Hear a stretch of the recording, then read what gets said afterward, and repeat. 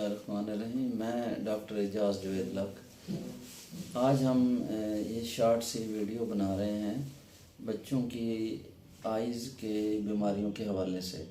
तो इसमें सबसे कॉमन जो बच्चे आते हैं ज़्यादा प्रॉब्लम के साथ, वो बच्चों का सफ़ेद मोतिया। तो बच्चों का सफ़ेद मोतिया जैसे बड़ों का सफ़ेद मोतिया होता है, उसी तरह का एक किस्म का मोतिया होता है जो पुतली में बाज़ का पेरेंट्स को नज़र भी आ रहा होता है। तो लेकिन जब भी पुतली वाइट नज़र आती है तो पेरेंट्स के लिए मैसेज ये है कि फ़ौरन डॉक्टर को दिखाना चाहिए, क्योंकि इसमें और कुछ बीमारियां भी होती हैं, कुछ पर्दे की बीमारियां और कुछ बच्चों का आँख का कैंसर भी हो सकता है और इस तरह की सारी प्रॉब्लम। लेकिन अगर हम सिर्फ सफ़ेद मोतिया को लें तो सफ़ेद मोतिया काफ़ी कॉमन है बच्चों में। तो सफ़ेद मोतिया एक आंख पर हो सकता है और दोनों का भी हो सकता है। बाज़ हमने देखा है बाज़ बच्चों को एक आंख का होता है और बाज़ बच्चों को दोनों आंखों का होता है। तो इसमें बड़ा विजिलेंट रहना पड़ता है पेरेंट्स को भी और डॉक्टर को भी। तो अब क्वेश्चन ये है कि ये क्यों हो गया। तो इसमें डिफरेंट फैक्टर हैं, कुछ बच्चे की तरफ से हैं, कुछ वालदा की तरफ से हैं, कुछ वालदा की जो सिस्टमिक डिजीज़ हैं जैसे शुगर है, और कोई जो मदर में यूट्राइन इन्फेक्शंस हैं या यूट्रस की कुछ बीमारियां हैं, या मदर ने कोई मेडिसिन ली हुई है, या कोई चोट लगी है इंट्रा यूट्राइन लाइफ में।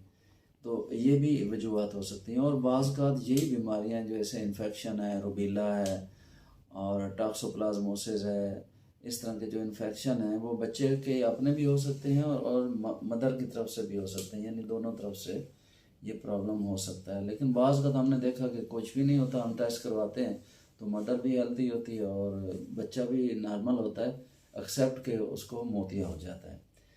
तो क्वेश्चन ये है कि जब ये हमने साबित कर लिया कि ये कैंसर नहीं है और पर्दे की कोई और बीमारी भी नहीं है, ये एक मोतिया है और ये तशखीस डॉक्टर ही करेगा। पेरेंट्स तो यही कहेंगे ना कि आँख में थोड़ा सा वाइटनेस है या पुतली इसकी सफ़ेद है।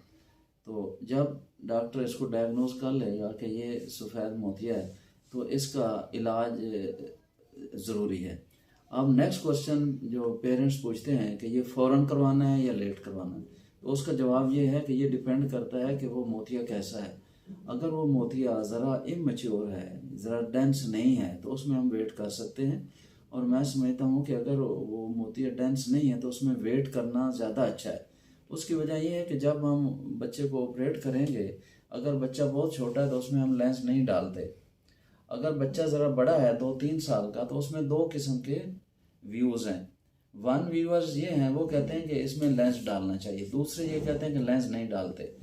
लेंस जो नहीं डालने वाला ग्रुप है उनका ख्याल ये है कि जैसे जैसे बच्चा बड़ा हो रहा है उसकी आँख का स्टेटस उसकी ग्रोथ के मुताबिक चेंज हो रहा है।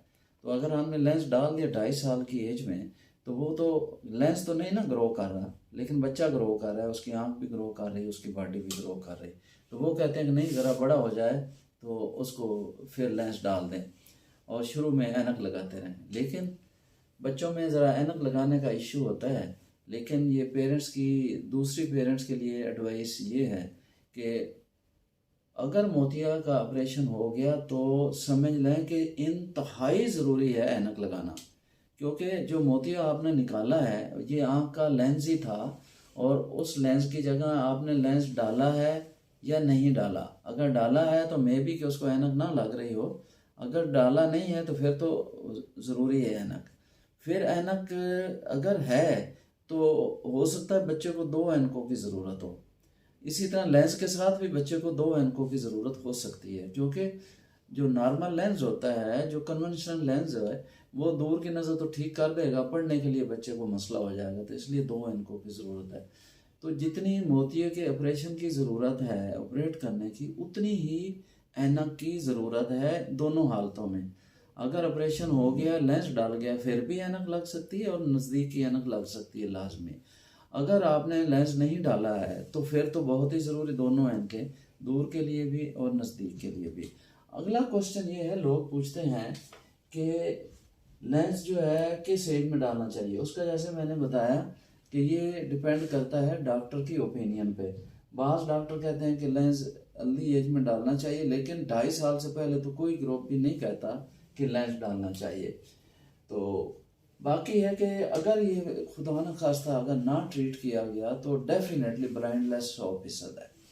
अगर एक आँख को ट्रीट नहीं किया तो उसमें लेजी आई हो जाएगी और विजन लॉस हो जाएगी और दूसरी ठीक रहेगी। अगर दोनों आँख होगा तो दोनों लेजी हो जाएंगी और मरीज जो है किसी हद तक डिक्रीज विजन के साथ आ जाएगा फॉर परमानेंट।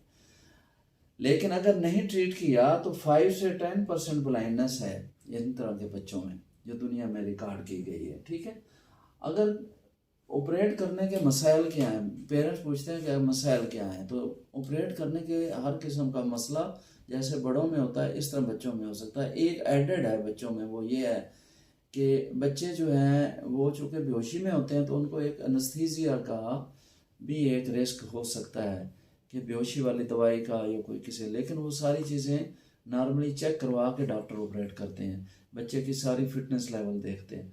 फिर बच्चे क्या फैक्टर्स हैं कि बच्चे में अगर दूसरी आंख में कोई इन्फेक्शन है या कोई मसला है तो फिर भी प्रॉब्लम हो सकते हैं।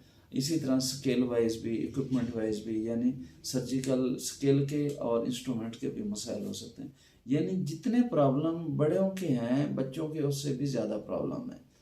तो टेक होम मैसेज ये है कि जब भी आप बच्चे में देखें कि उसमें कोई वाइटनेस आ रही है पुतली में, जितनी भी एज है बच्चे की, फौरन उसका ट्रीटमेंट जो है करवाना चाहिए। और ट्रीटमेंट जो है वो ऑफ्थल्मोलॉजिस्ट यानी आंखों का डॉक्टर ही उसको तशखीस करेगा और उसका इलाज करेगा। तो आज के लिए यही हमारा मैसेज था।